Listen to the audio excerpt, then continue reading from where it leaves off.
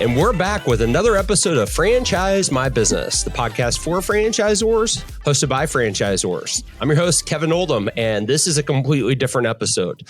So typically when we have people on, they own a franchise system and they're not my business partner. But today we have my business partner in the Smoothie Shop and supplements on, and we're going to have a conversation about what it's like for us to acquire a business, franchise a business, some of the mistakes along the way, some of the wins, and we're just going to talk about our journey firsthand. So without further ado, Tim Denker, my good friend, business partner, welcome to the show, man. Hey, thanks for having me. Well, I've been looking forward to doing this. I kind of forced you, I kind of said, hey, we're going to record a podcast. But you were excited about it. I am. I like to hear myself talk. Yeah. Well, most people do. Our audience knows a lot about me by now. They don't know anything about you. So why don't you tell us just a little bit about your background so that people know kind of who you are as a human being? I'm not sure who I am as a human being, Kevin. I'm an attorney. I'm a dad. I'm a Christian. I'm a husband. Mm-hmm. And that kind of defines really my life right there. But I'm an entrepreneur. Yeah. I have free time and I figure out ways to fill it. And then later I regret it because then I don't have enough time to do what I want to do. And so that's me in a nutshell. Look at the size of this nutshell. Cool. And just for the record, Tim and I are, 2 blocks away from each other. So which is awesome. From a partnership perspective, we just get to walk down the street to each other's offices. So I want to go back to when you and I, what year was that? Was that 2017?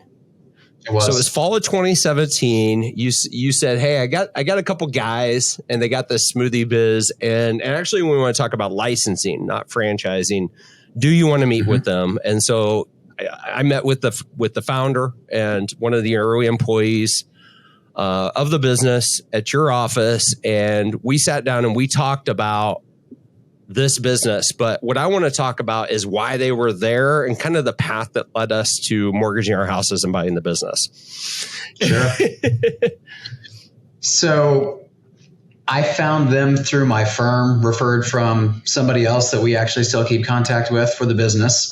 But essentially they came to me with a problem that they needed to have solved.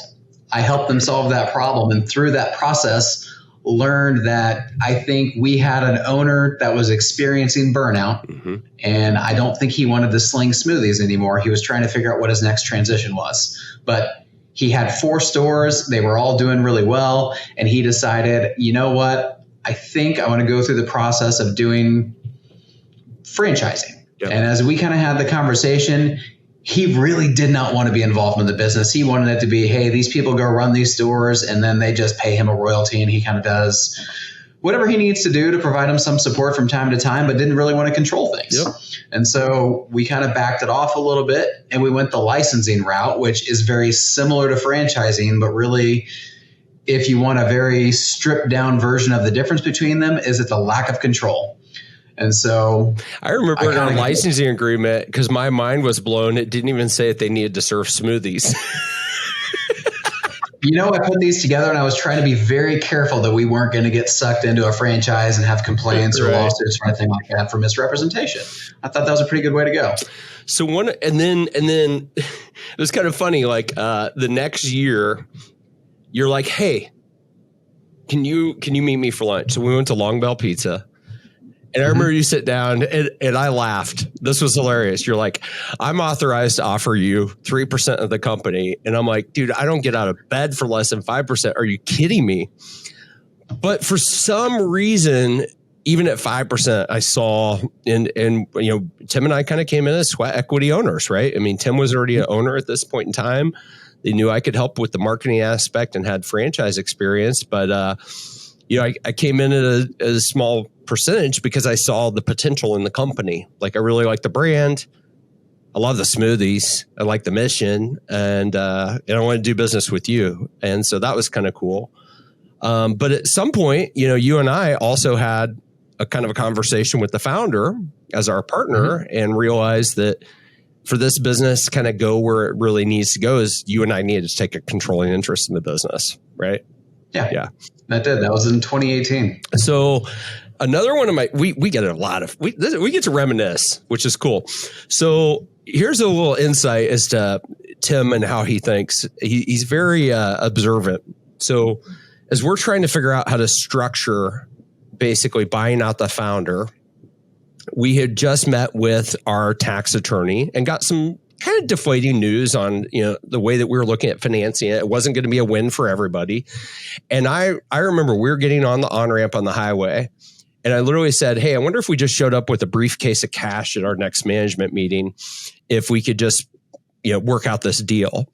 And that was the first time that I had indicated that I was willing to put money into the transaction, but I didn't have the capital just sitting on the shelf.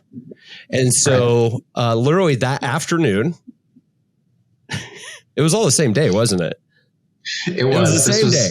We came back to my office. It was a 3-hour process. So this is pretty funny. This is, and so how trusting our wives are. So Tim saw that, took that signal as I was willing to put money into it. Then we go back to the office and we're in front of the whiteboard trying to figure out how to structure this.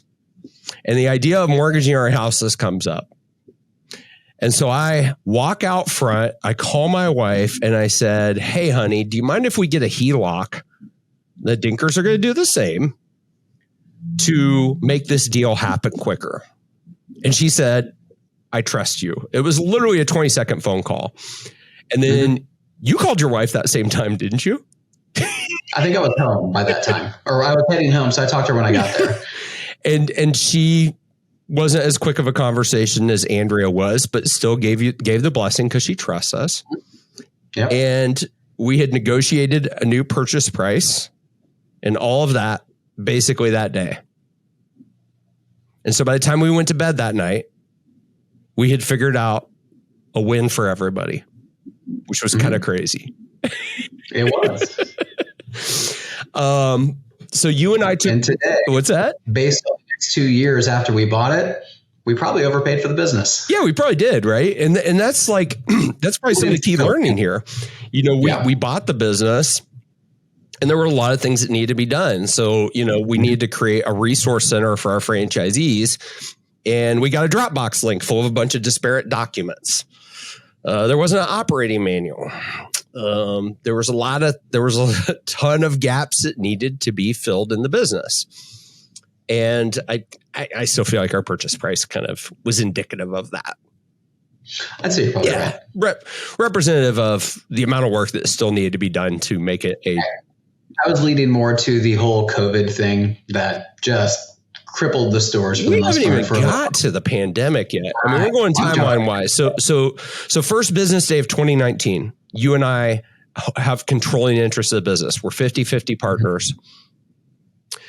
And that was an interesting year because you and I did something that was very disciplined, which was every single Friday, we took 20% of our time in 2019.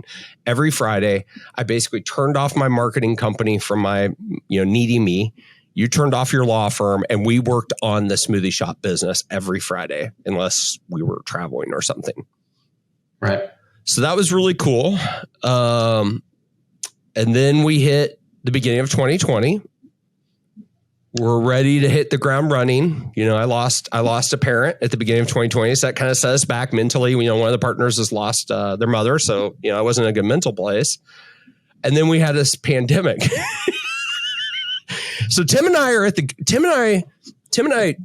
we weren't like quite ready for prime time, but we were good enough at the end of 2019, I think. Like we had built an intranet. We had built our operating manual. We had done a lot of behind the scenes work, right? And we'd finished paying off the business. We finished paying off the business in 1 year, which was great. We got our liens off of our houses. But then this, VUCA, right? Volatility and uncertainty, complexity and ambiguity. I would say a pandemic definitely is VUCA, hits us. Mm-hmm. And I know that you and I we had a lot going on in our heads because I personally was running through plans A, B, C, D, and E, I think, for my marketing company. all the way from, hey, there's no changes to, hey, we're out of business. Because, in March, April, May, nobody knew what the world was going to look like. There was a whole lot of uncertainty. And the Smoothie Shop, we got some bad stuff happening because we got a place where people need to come in and get stuff, and we're not an essential business. Mm-hmm. So we had some problems there. But it was also, I think, probably the best thing that could have happened to us. It is. Because here's what ended up happening during the pandemic. So we got smaller.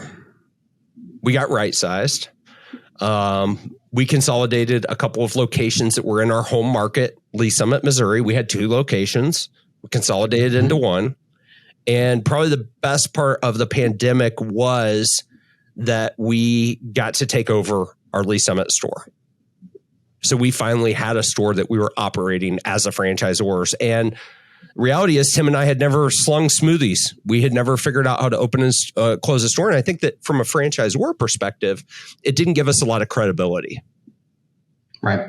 That's something we ran into in my last company. We were in the real estate biz, and nobody in the management team, very few besides myself, had actually even sold real estate, let alone owned a real estate business. So I think we got street cred there. What were you thinking at that point in time when we took over that shop? Because remember the very first day that we were open, like I was gone. I was on vacation in Florida because this happened quick. We had 2 reliable employees to cover all of the hours that the store was open. And then there were a couple other non-reliable ones, but there was a lot of just cleaning house that had to be done. I mean, we had customer complaints on a frequent basis coming in for, I don't know, it was cleanliness, it was rudeness from the employees. I mean, there was a litany of issues that we had to go clean up in this. And I found myself working shifts because I couldn't bring myself to having the store closed because employees were no-showing us. Or how about the time we right after we put in a security system, and then I showed up at the shop with my family one night after my kid's soccer game or something, and we had one of those employees in there, and they had a couple friends in there, and they were very shocked when they saw me, and I'm like, wonder what they were up to before I came in. And so I go home and watch the tape, and it's F-bombs and all this stuff. And I'm like, oh my gosh. And they were actually bad-mouthing their owners, us, which was awesome. Mm-hmm. Yeah. Like a lot of uncertainty when we took over, a lot. But as soon as we got out the bad apples, things corrected themselves really, really fast. They did. And this is where I think we get to talk about probably one of the coolest parts of I think, buying into this business is our new Lee Summit store owner, Corbin. So Corbin had been involved in the business and had worked there and has, health minded. I think he has a degree in kinesiology or something, running back in college, really into fitness, and had worked there since before we had worked there. I remember seeing him in our Blue Spring store. And I think he was our saving grace because we were able to bring him in as our manager. Somebody with a bunch of experience, right? Yep. So I want to talk about the remodel, because part of us taking over was, the stores, frankly, I wasn't proud of them. No, there was nothing to look at. Yeah, there's nothing to look at. They were just kind of, because the business model was a licensing model, there was never a design. An architect never came in with visuals. They were put up very cost efficiently. Yeah. And they were kind of like, I always felt like they were cold. Like the stores had this kind of cold feeling to them. It was not a joyful place for the most part. Right. So you and I partnered with our architects. Shout out to Collins Webb Architecture and Lee Summit, by the way. They're amazing. Looked at a couple of options. We looked at a complete remodel and moving the kitchen and kind of creating a reorientation of the store, which we would have had to sell a ton of smoothies to cover that cost. So you and I decided to go with plan B, which was leave the kitchen where it is. Still works. It's just not the optimal placement that we see and that we have plans for. But we gave the store a facelift. We shut down, 12 days? I think it was I think we were exactly 2 weeks. 2 weeks? Was it 14 days? Yeah. And completely remodeled the store. We got custom furniture made by the guys at Fossil Forge here in Lee Summit, kind of an Apple-esque bar, some beautiful shelving to match, really cool paint scheme, and just a better flow for our customers. I think that was a pretty cool project.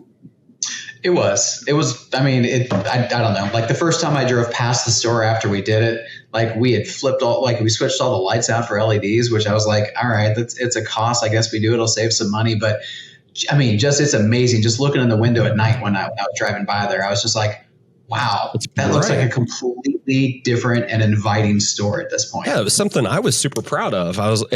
Take my family there, tell my friends, be like, hey, go check out our new shop. I want to talk about the Chiefs because that's another cool thing we've done. So when you're proud of your business, you'll actually go out and like take shots and things like that. Mm-hmm. And the founder of the business had a relationship with quite a few of the Chiefs back in like Jamal Charles days and all of those days, because he would actually take the smoothies up to training camp and deliver them to the players, which was kind of insane. Which then caused a lot of the players to start coming to the original location in Lee Summit. And one of those players was Tamba Hali. Mm-hmm. And I still remember, that relationship didn't get transferred when we bought the business. But I took a shot. I was on vacation in Florida and Tamba was doing a live stream. And I hopped on. And I think he thought I was Kevin, the founder. Not Kevin Oldham, the new owner. And I commented, I'm like, hey, Tom, but we need to talk about, Smoothie Shop and supplements. He's like, all right, hit me up. And so next thing you know, I'm texting Tom Bahali, and he introduced us to John Lohmeyer, who played for the Chiefs in the 70s and who heads up a phenomenal, he's actually the chair or the president this year, a phenomenal philanthropic arm of the Kansas City Chiefs organization, which is called the Chiefs Ambassadors. Mm-hmm. So if you're a Kansas Cityan and you go to the games and you see the guys in the yellow coats beforehand, those are old players who played for the Kansas City Chiefs who are part of the ambassadors. And when we learned about what the ambassadors do in our community, we thought it was really cool. Now, Tim, I'm sick of talking. So why don't you tell people what the Chiefs Ambassadors mission is here in Kansas City and what they exist for. And then we'll kind of talk about how they helped us. Yeah. And so honestly, it was kind of one of those things that we really got to talk to Lohmeyer for a while. And he said he used to sit by Lamar Hunt on the planes and he would talk to him, and they just built this, this bond between them because they both had this philanthropic view that they just really wanted to give back to the community. And so what the ambassadors are doing, from what I understand, is they're basically kind of using, I'm going to call it star power, but they're basically using the presence that they have in the community, being former Chiefs and having the Chiefs logo behind them, and going and just trying to make a positive difference. So it's not really all that different from what you and I have built our businesses on. Because, I mean, this was our second or third customer appreciation day. We'll get into that in a second. But, I mean, we really want to make sure that these businesses that we run, so it's the Smoothie Shop, it's my law firm, it's your marketing firm, we are supported by our community, and we want to make sure we give back because, frankly, the stronger the community, the stronger the businesses that are in it. And if people aren't giving back, I don't think anybody benefits from that. So, but being able to go out and partner with the Chiefs Ambassadors, it was mind blowing. Our first one was cool. We had this great local nonprofit. We did it, and they put I'm not a social media guy, but I think they put some posts and stuff like that were out there. And it was fine. But then when we brought the Chiefs in there, I remember Kevin texting me the day that Lohmeyer was coming to his office to bring the Super Bowl, the replica trophy that they had, as well as his Super Bowl ring. As a real Super Bowl ring. He's like, hey, dude just left me a Super Bowl ring. Do you want to come take a picture with your kids and they can put their fists in it? Yeah. And he left it with me after he left the event, and I had it for 3 weeks. And so I was I don't know, wear it from time to time. It was way too big for my fingers because I didn't play offensive line for the Chiefs at any point in time. But it was this cool experience that they just brought out these things. I mean, there was a Tyreek Hill signed picture, and they had other Chiefs memorabilia and stuff like that. But it was all this, hey, here's this stuff. Use this to try to make more money and build it. And so we got to take this event and partner with the Chiefs ambassadors, and they had some older players come out and meet with us. Tamba Ali was out there. I mean, it was there were just cool, several wasn't out it? there. It was Really cool. And they're super friendly guys, talking to everybody that was coming in. Partnered with the chamber to do a ribbon cutting at the same time. So we just got a lot of community awareness of what was going on. But you and I, we matched everything that came in, and it was a really fun event. It was. And I mean, it wasn't like we're not dropping major dollars on this organization that maybe brings it in from the golf tournaments or the charity events that they do otherwise, but just to reflect back on it and then to hear back from them after the fact about how appreciative they were of our efforts. And just, it was just a really cool relationship for us to get to be a part of. It really, really was. I'm trying to pull up some of the pictures right now because I can screen share. Yeah, that was such a fun day.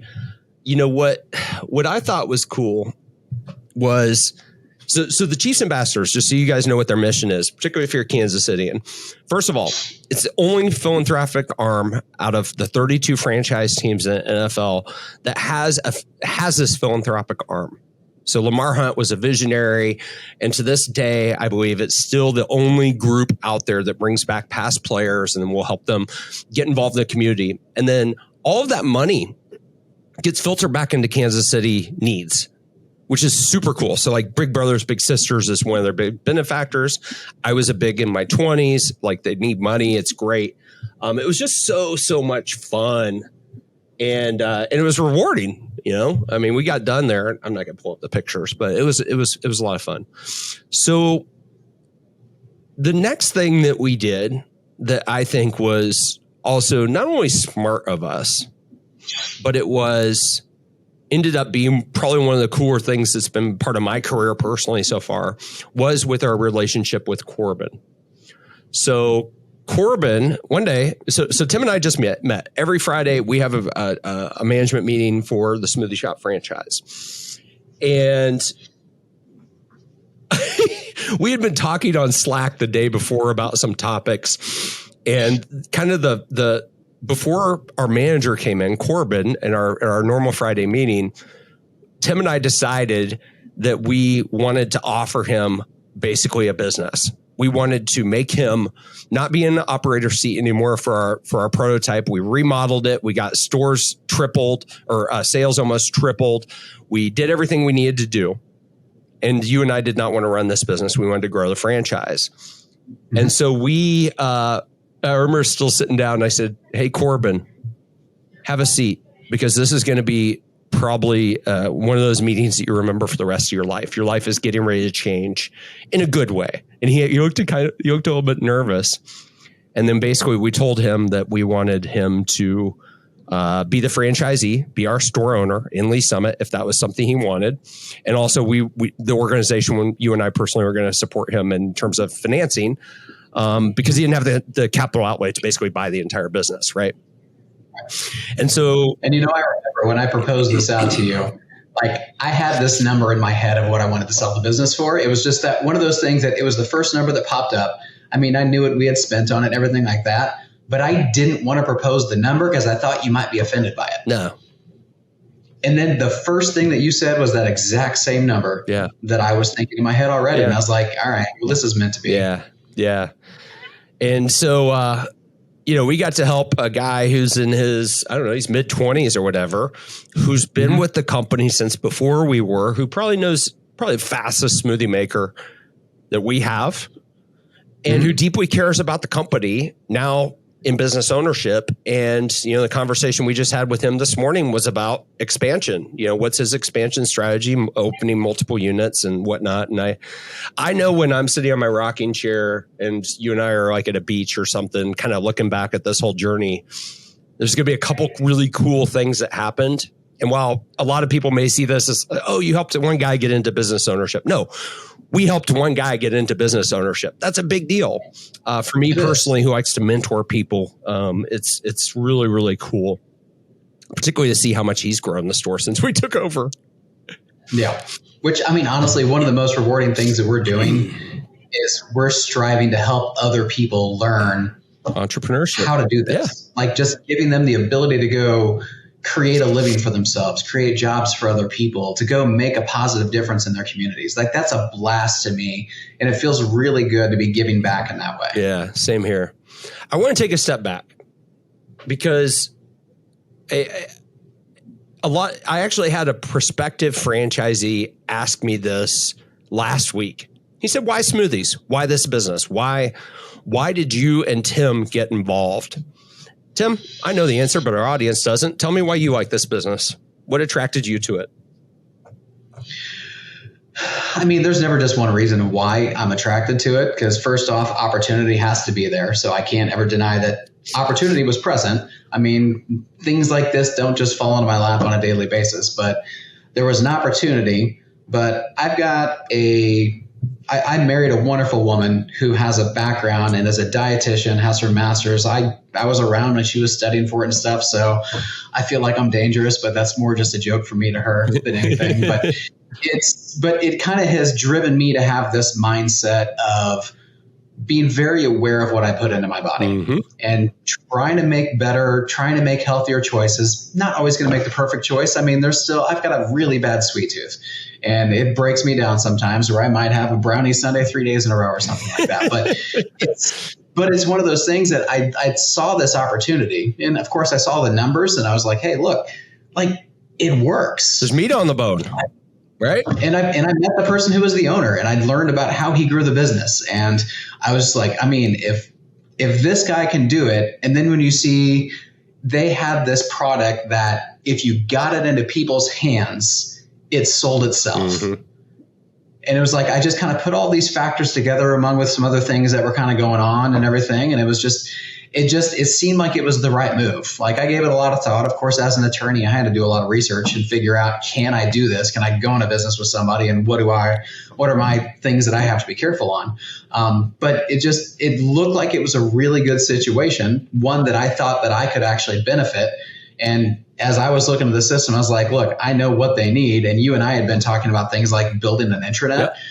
You kind of been talking about that. I was like, those things started bleeding over with your background as basically handling the marketing, sales, the marketing and everything like that for United Real Estate. But it felt like a really good situation. And so I don't know, I just jumped in feet first. Yep.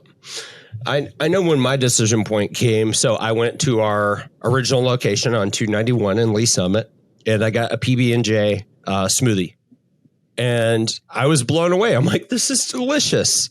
And I looked at the math and all that, and I was like, all right, well, my decision point was actually pretty quick, because you were already a client of my firms and I was already a client of your firm. So we had already done business together. So we knew each other's working style. We also knew each other from the community, and we were friends before we, decided to become business partners. But all those things check the box. And I personally, I wanted to own a franchise system. Like, I've been involved with franchising since 2007. I'm like, hey, this is cool. Like, this will be a meaty project for us to work on. It'll be fun. I don't think we contemplated some of the things that would happen, like a pandemic and all that, but that's just stuff. Like, you can't control it, so you got to manage around it and bob and weave. And I'm actually really proud of how we navigated a lot of uncertainty, because, as we come out of a period of working on the business, because we kind of had to, it's what we signed up for. There was a lot of work to be done. As I look at the business today, as of actually last weekend or weekend before last, now all of our stores are remodeled. We've got new operators in all our locations, and they're all just kind of thriving. And I'm very proud of the organization. And so now it kind of feels like we're where we thought we would be in 2020. It's just like 3 years later, right?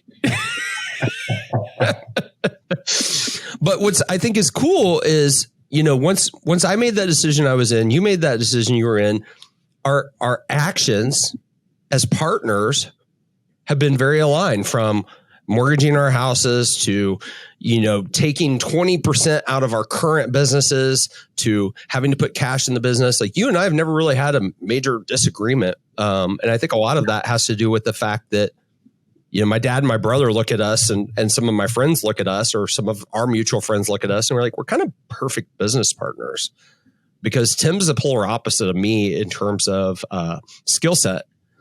You've got an accounting degree, or right? Do you have an accounting degree undergrad? A lot of Oh, okay. No. All right. For some reason, I thought you did, but you're really good at accounting. You're good at accounting. Yeah. You're great at legal. You're way better at operations than I am. You care a lot more about the menu than I do in terms of like private profiles and stuff. Like you've got a lab at home. I don't, right? You're always innovating. And then, I'm the franchise guy with the experience and a lot of the connections and marketing and sales. And it just kind of works. It does. I don't think that a lot of people are that lucky. I mean, this is a pretty good time to talk about partnerships. Because, we just visited with Corbin, about expansion and potentially bringing on a partner with some growth capital to help him get to multiple units. We're in a unique opportunity here. Like, this is my show. We get to talk as long as we want. So, hey, if you're still listening, usually we don't go over 30 minutes. This could be a longer episode because I want to talk about partnerships. I've had partners and I have partners. I have partners in 2 businesses. I have you in this business, as well as our supplement company that we exclusively put into our smoothies and we sell online and in our stores. And I have a partner in the real estate biz. You've never had a lot of partners. I guess you have a partner in a couple other businesses, but I had a failed business. I had a law firm partner back. Oh, I don't think I knew that. Yeah, no, like 2007, like my second year in practice, I partnered up with another person for roughly a year, and it did not go well. Did not. We were not on the same page. So looking back, because I think partnerships are things that a lot of people think about in business, because business can be tough. It can be lonely. Franchise system helps make it less lonely, but help franchise makes it a little less tough. But it's still a lot for one person to basically manage, or at least be responsible for all areas of the business. Mm-hmm.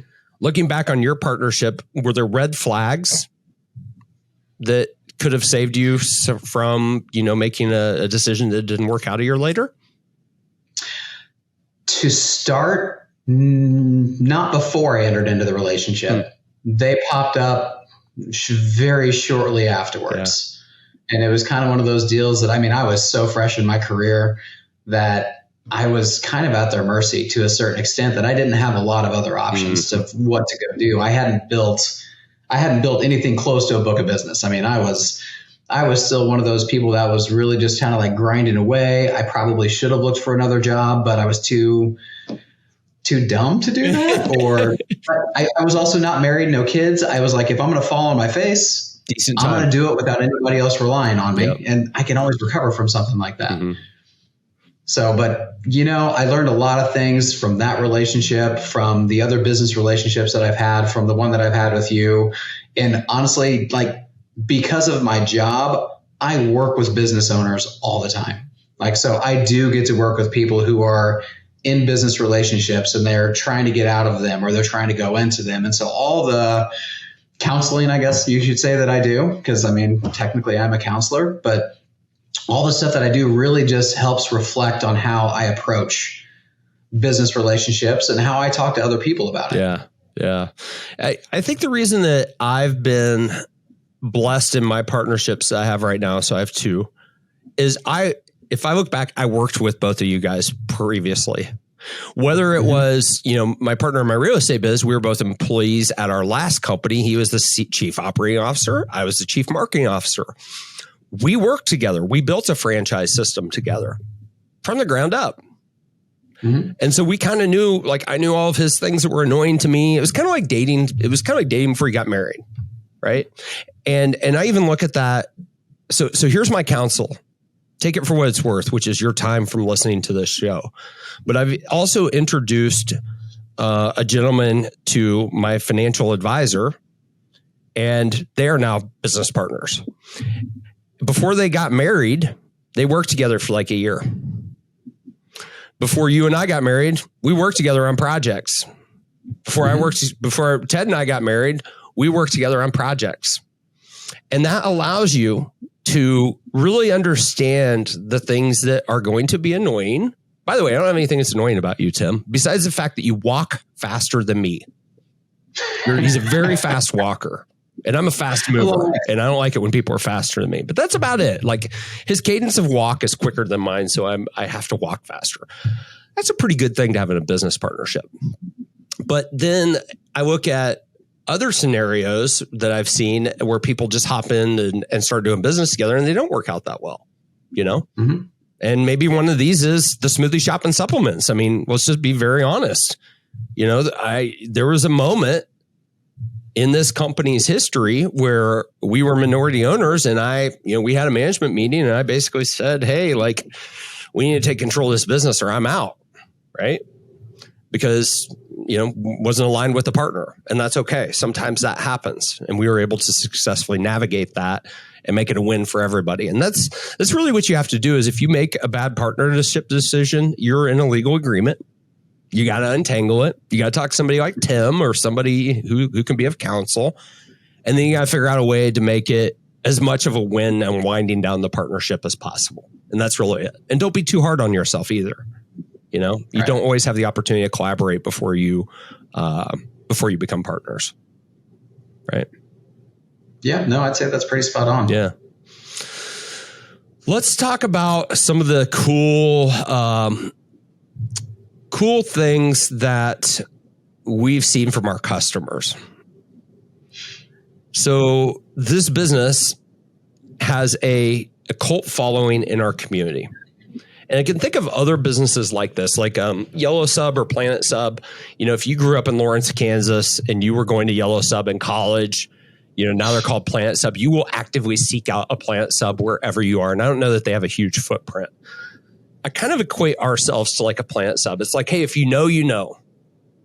And if you know about us, you know about us. And if you've come in probably more than 2 or 3 times, you're probably a customer for life. Mm-hmm. And what I think is super cool is we've got one gentleman who literally comes in twice a day from us, 7 days a week. Yep. Like, what other business has that? I mean, Starbucks and some of these others, but I literally am curious as if there's other smoothie shops that have a guy who comes in twice a week. It's a good question, but I mean, people view it or twice a day, every day of the week. Sorry. Yeah. No, I mean, and we had the other customer that was in here that even came and worked for us for a little bit, but he used this as a daily part of his routine and had gone through like some extensive training and things like that to be able to help him do it, but lost a ton of weight. Yeah, I mean, I think he was over, I don't know if he was over 400 pounds, but he was unhealthy. And this is a gentleman who I think is awesome. I got introduced to him from a mutual friend, and he's a younger guy who's just done some amazing things in his life. And I still remember one day I was delivering protein, and he was sitting in the parking lot. So I was delivering protein to our original, our very first location, which, by the way, had been open for a decade before we shut it down during the pandemic. This is not a young business. Yeah. This business is 13 years old. But he rolled down his window and he's like, hey, Kevin. And I looked at him. I'm like, I gave him a blank look initially. I didn't recognize him. And then all of a sudden I'm like, Daniel, oh my gosh, what have you done? And he changed his life. And a big part of that was his training. He spent a lot of money to figure out how to do it safely and do it the right way, in a way that was going to be permanent for him from a life-changing perspective. And the Smoothie Shop was a big part of that. It was a part of his diet. And what I like about our business, what I tell people, is that our customers are everyday people who are trying to make a better meal choice. Right. Sure, we have people that compete and do bodybuilding and all that, but that's not our core demographic. That's not really, who you see standing in line at one of our smoothie shops. It's typically somebody who, conveniently, we're typically located next to a Planet Fitness. It's probably, their customers are kind of ours, right? People who want to make a better choice, who are taking self-care seriously. And I love that. I absolutely love that, because I've been that guy throughout my life. I'm in a period where I'm caring about myself right now. I'm 40 pounds less than I've been, 2 years ago. And I walk in those shoes, those same shoes. I'm not this super fit person, but I want to make better choices for myself, for my family. And so that's our core demographic. And it's really kind of cool coming in and seeing these people Sometimes it's their first time they've gone and worked out in 5 years. And then they come next door and they're looking at the menu and they're like, well, I don't know what to get. And we're like, we get to celebrate the fact that they're actually kickstarting a journey of caring about themselves and making themselves healthier. To me, that's like part of the coolest part of what we get to do. No, I'm with you. And I mean, it's kind of what we've done with the store as well, that we've gone and said, hey, we don't like these ingredients. We're going to keep them out here. And so, I mean, the very first time, I mean, we decided to make the decision like no more sucralose. I want to talk about that. Because that used to be a trigger word for me, right? Yeah, it was. And this segment's going to be called "Listen to Your Customers." Give your customers what they want. So Tim and I, right after we took over, we realized that the protein that we were putting into our smoothies had sucralose in it. And for me, that was a red flag. For Tim, that was a really big red flag. For his wife, for my wife. I mean, all four of us are into caring about our body and what we put in our body.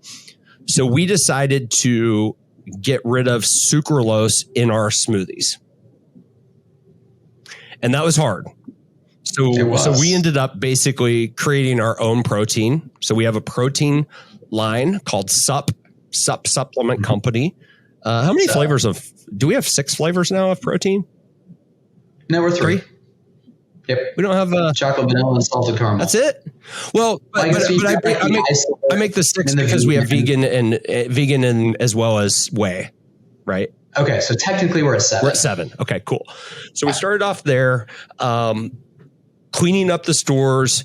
I want to go back to the whole protein journey as well, but let's talk about listening to your customers. And then that kind of led us down to, let's get all the ingredients that you and I don't like out of the products that we were carrying.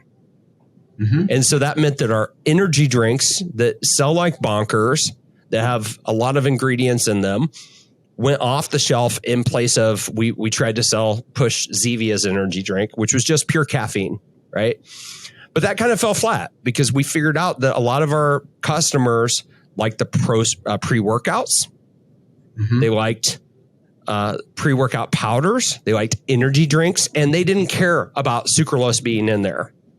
And so as soon as we started putting some of those things that our customers were asking for back on our shelves, our supplement sales increased. Weird. Frequently asking. Like when we took A-cuts off the shelf, we got backlash.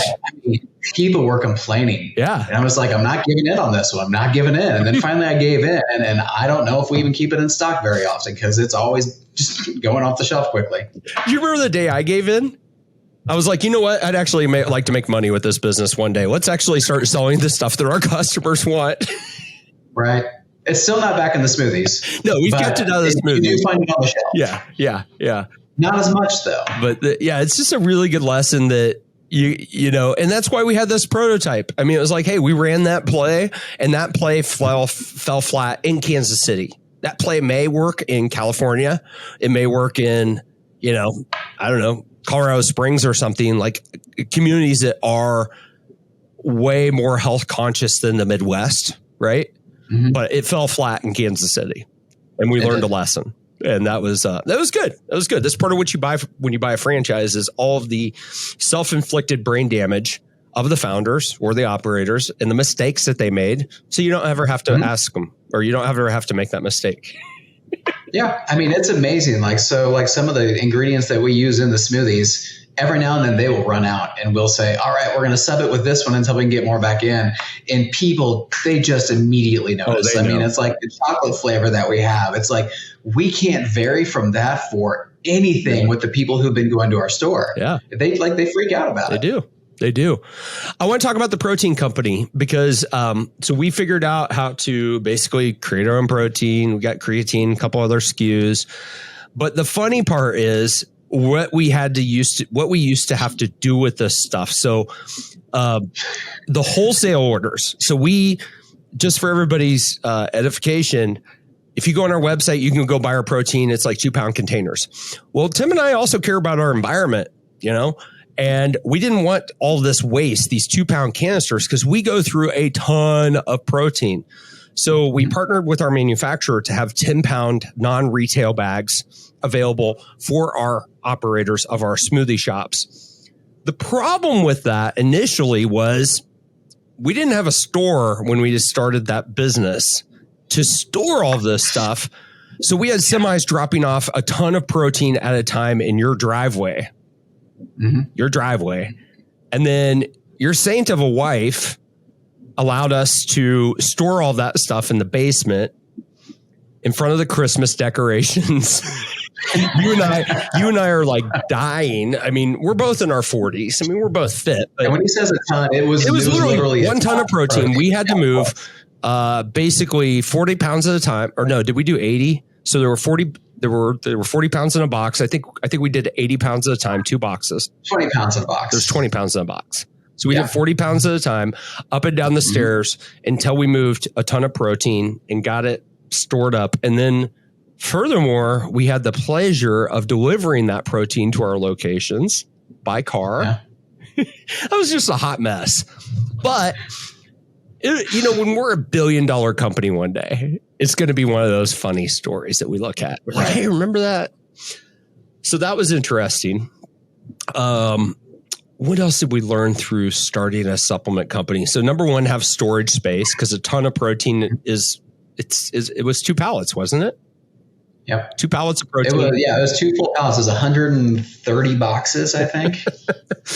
2 at a time. And we got to move up and down the stairs into the basement. That was a lot. My basement was full. Like, my kids did get that area to play. They lost that area to play basically for, what was it? It was a year and a half. It was a long time. It was a while. And I remember Amy becoming impatient. Amy's his wife becoming impatient about us using that as a long-term solution. The whole time, Tim's got this massive, he's got a Great Dane. What's your dog's name? I'm sorry. Harrison, who's just watching us. And he's like coming up to my elbows. I'm like, excuse me, Harrison. He's not lifting a finger. I couldn't get him to do anything. It's a lazy Great Dane you have. Isn't that supposed to be a working dog? No, they're lazy. They're guard dogs. They basically stand there and scare people away. Yeah. Harrison's like, why are you guys doing this? We did that, I think, 3 times, didn't we? Yeah, I think it was 3 times before we finally got out. But 3 times. I will tell you, when we talk about taking over the store, that was one of my points to convince my wife that it was okay to do that. I was like, hey, we'll get the protein out of the basement. You can see your Christmas decorations. Okay, great. Yeah. So we started warehousing at our stores, basically, which is a way better option. Way better option. Okay, so we kind of talked about the protein. We kind of talked about that journey. I want to talk about the line of people blocking our store, because here are some things that happen. So in a pandemic, weird things happen. And we have a department, a DMV next door to our prototype. So Tim and I take over this store, and we literally have people blocking our door because they put the DMV line in front of our store. So you lobbied, which was awesome. You lobbied for 2 5-minute parking spots right in front of our store. We got those. That was awesome. But we still had to continuously work with our partners next door at the DMV to make it so that their line wasn't blocking our door. So that was a lot of fun. What other weird stuff happened? Trying to think here of like weird, funny things we've had to navigate. Really, I think we've been pretty blessed. Minus the pandemic, minus having to shut down stores during a pandemic. All those things led to us being a stronger company. Like, I'm super proud of today. Yeah. Like, I shamelessly cannot wait till I get to my outro, because usually I get to, pimp out whoever's on the show and they get to talk about themselves. And I'm just going to flat out talk about owning a Smoothie Shop franchise, because I think it's an amazing business. But is there anything else that you and I want to kick around here? We've talked about partners. We talked about solving problems. We talked about financing a business. Talked about all sorts of really, really cool things. I guess one question for you, because you do talk to a lot of franchisees, especially, and then from the marketing standpoint, it's like, but if somebody's coming to you, it's the same thing that I would ask when I'm reviewing like an FDD for somebody, which is your franchise disclosure document. It's, why in the world would you go into a franchise business instead of just doing your own thing on the side and going and like paying these people a royalty and like needing to answer to them. I mean, because it's not like we're giving these people control to do whatever they want. You and I are pretty flexible from what I've seen from franchises. We definitely are. Yeah, I mean, I think one of the cool things, I was trying to find it, but I'm not going to be able to. What school just did it? Hold on here. Okay, so Yale School of Management just did a case study, a white paper earlier this month, and I posted it on my personal LinkedIn. But it was talking about this exact topic, and it's Yale School of Management. So we're talking about Ivy League, and they're suggesting franchises as a post-MBA solution for people who are graduating from their school. So you just spent $250,000 or probably more, $500,000 in getting an MBA at an Ivy League school. And they're saying, hey, franchising is a great business model, and here is why. So if you go start up, I'm going to walk you through two exercises. I'm going to walk you through starting a smoothie shop from the ground up. And I'm going to walk you through partnering with a smoothie shop franchise. If you go start one up, you've got to develop your brand. You've got to figure out your recipes. You've got to figure out your supply chain. You've got to figure out how to lay out the store. You've got to figure out technology, POS, all these. You literally have to build the business from the ground up. So number one, it's probably going to cost you more because you're probably not going to know what to build out, site selection. You're going to make mistakes. You know, it's a lot of capital to figure out if people actually like your smoothie, if you nailed your recipes right. Like there's a lot of risk, right? And you know, you don't know if it's going to be successful or not. Franchises reduce risk because a lot of the work has been done for you. The brand has been developed. The operating system has been developed. There's a playbook on how to run the business from macro processes down to micro processes. Everything that you need to think about in starting your business has already been not only thought about, it has been tested, it has been documented, and it is there in a box for you to run the business. So you know what the plays are. You're not having to waste a lot of time, energy, or capital on potentially making mistakes. So that's benefit number one. Number two, the coolest thing that I like. So my last company, when I came into it, we had 700 locations. And when I went to our first convention, it was actually here in Kansas City. I was nervous as heck because I was pitching a new marketing company that we had built to support the franchise system. But what I enjoyed most about it was a camaraderie. When I was talking, I looked out and I had like 250 people in my talk. And I was looking around and I'm like, all these people are rowing in the same direction. They're all flying the same brand. They all believe the same thing. And they're all conducting the same business model. And they've created friendships and relationships. And there's a camaraderie. And I think that's the other thing that's really cool about franchises, because business ownership is lonely. If you go back to what we were talking about whether to have a partner or not have a partner, right? Part of that is having somebody to bounce ideas off of, problem solve, not operating in a vacuum. And you get that with a franchise. You get that from your franchisor and the mentorship and the tools that they're going to give you. But more importantly, you get that from your colleagues who are running the same business model in different locations. And we're already seeing that. Like, you know, we've got two newer operators here in Kansas City, and they're already collaborating. And that's what's really cool about a franchise. The other thing is, you know, you think about what happens when you exit a business. I tend to think that if you were to exit a franchise, you had a franchise, I don't care if it's a McDonald's, a Taco Bell, whatever, you're going to have a better opportunity to sell that business because that business has a system running it. It's not dependent on the founder.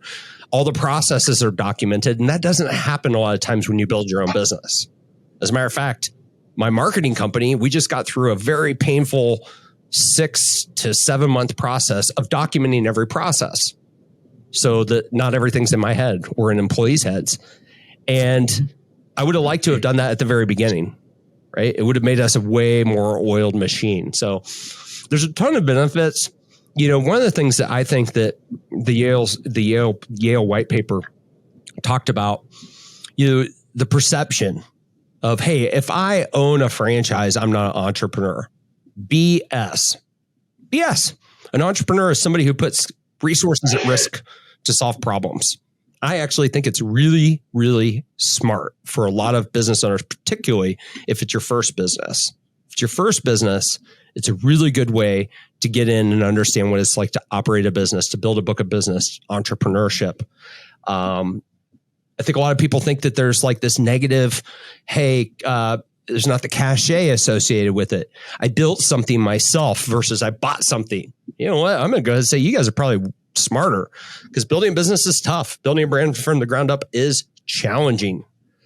So there's, it's not one size fits all, but I think that what I love most about franchising is the camaraderie, being part of something that's bigger than yourself and what you can do, as well as the risk reduction for the entrepreneur considering buying the franchise. Because a lot of the things have already been done, a lot of mistakes have already been made, and you just get the good stuff. Yeah. And honestly, I lean more towards even like the support system that you get as a part of it. Yeah.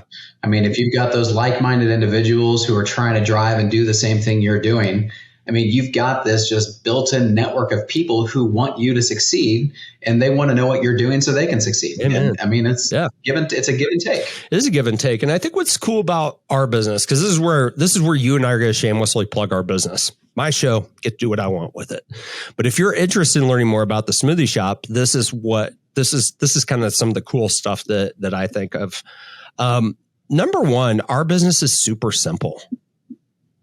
Like in some municipalities, we're not even considered a food service concept, right? Mm-hmm. Right. Couple blenders, you've got ice, you got some refrigeration. A lot of our stores during non-peak season are operated by one employee. Like simplicity, as small of a footprint as we can possibly get is a heck yes. Like if somebody would lease us 500 square feet, which we do have one of those locations. We do have one at an event center that I think is very small. Yes. Because we don't need all that space, right? So it's kind of a low overhead model. It can be owner operated. I do think that you want to get in there and serve smoothies for like the first couple months and things like that before you start hiring a manager, because then you learn what we learned from operating a smoothie shop. You learn what it's like when an employee doesn't show up and you have to go open the store and you've got a line of people who are late, right? You got to go through all that so that you can train around it and help hire. So we've got the low overhead concept. It's a very simple business. Smoothies, we've got protein balls, we've got acai bowls, we've got supplements. So it's got a couple levers of revenue. It's not just food. But also the brand. Like I love our brand. People are like, when I tell people, hey, we own the Smoothie Shop, they're like, which one? I'm like, no, it's the Smoothie Shop. Like you literally go to thesmoothieshop.com to find our website. So it's a very simple business, simple branding, been around for a long time. Low cost, I think, compared to other concepts as well, right? Yeah, we can only control those construction costs as much as possible, but we've got loyal royalties in most of the people out there, and we don't require that advertising fee. Yep, we don't have an advertising fee. A lot of agreements, it's like, hey, you're going to pay an additional 2% of your sales over to us to go ahead and market and advertise for the business, which, by the way, we don't actually have to use in your region. Yeah. We can use it anywhere that we want, but we appreciate you supporting the system as we build the brand. We put that on you. I mean, we've got our other marketing ideas that we give you, but we try to make sure that money is your pocket to use what's best for your and use in the best interest of your store. Yeah. And I own a digital marketing company. Like I get to mentor and say, hey, like, short form video is working really well right now, guys. Go create more of that. Right. And it's kind of cool to see our franchisees do that and adopt that. The other thing that I think is really cool about our business is because we are small today, you do get a lot of mentorship from yourself and myself. And we genuinely love that part of what we get to do with the Smoothie. We love that just period in life. So Tim and I are a little bit further along in our careers than our franchisees. And so we get to help mentor them. And I don't know that, if you go to one of the big guys, you're going to be able to sit down with the owners and get personal business mentorship, like figuring out how to pay yourself and a lot of other things, right? Like that's just stuff you don't get from a typical franchise because they're bigger. And right. And who doesn't want to sit down and talk to a lawyer all the time? We're just for free. Well, it's not free. You're investing your royalties, but without a legal bill associated with it, right? Right. Yeah. So I want to talk about a couple things that we're doing this year, because I slacked you a week from this past Sunday and said, this is a new day one for the Smoothie Shop and supplements. And I really feel like that was day one of the new company. The brand looks the same and everything, but the stores are remodeled. We're very proud of them. We have energetic operators who buy into the vision, who are already looking at second and third locations. We want to grow this business. Specifically, we are highly interested in growing this business on the Kansas side of the metro in Kansas City. We've still got some territories available that we can award on the Missouri side, but we very much want to find partners that are in cities like Kansas City, Omaha, Oklahoma City, St. Louis, Tulsa. We like those middle market cities, not the huge cities. Not to say if you're in Dallas that we don't want to talk to you, right? It's just that there's a lot more competition. So we've got to spend a lot more on time on site selection and make sure that you've got the very best location that's available. But Tim and I are highly, highly interested in talking to people that maybe see or interested in the things that we've talked about in today's episode. So one of the best ways to do that is to go to growwithsmoothies.com. That's our franchise opportunity website. Now, what you won't see on there are some of the opportunities that we're rolling out this year. So we know it's hyper important for people to recover their initial investment in building out their store and getting it open. And Tim and I are playing the long game in this organization. So we don't necessarily need the entire initial franchise fee up front. So we are open to conversations if there need to be accommodations made on that to help you preserve your cash flow and get into the black quicker. But I think more interesting than that is if somebody does commit to a franchise before the end of this year, we are willing to waive the royalties for those first 6 months to allow those operators to get into the black and get into profitability quicker. Okay. So a couple cool things there. If you want to learn more about the Smoothie Shop just as a customer, you can go to thesmoothieshop.com. And again, if you want to learn more about the business opportunity and owning your own business and partnering with Tim and myself and our franchisees and being part of our mission of improving lives one smoothie at a time, you'll go to growwithsmoothies.com. I think that's it. You good? Anything else you want to talk about? Yeah. No, we've covered a lot. They're probably we went over an hour, and I love it. I love it. Usually these are less than 30 minutes, but this was awesome. So thanks for taking time to be a guest on the show, and thanks for being a phenomenal business partner, man. I've had a hell of a lot of fun growing this business with you, and also like doing a lot of problem solving together. Mm-hmm. Like there's been no shortage of problems to solve. It has. It's been fun. And so now it's time to grow this baby. Let's grow it. Let's grow it with the right partners. Until next time, I'm your host, Kevin Oldham. If you enjoyed this show and you think that you may benefit from, or somebody that you know may benefit from it, go ahead and text this episode to them right now. And then furthermore, if you like what we're doing at the show, I deeply appreciate it if you smash the subscribe button. Until next time, I hope that you have a phenomenal week.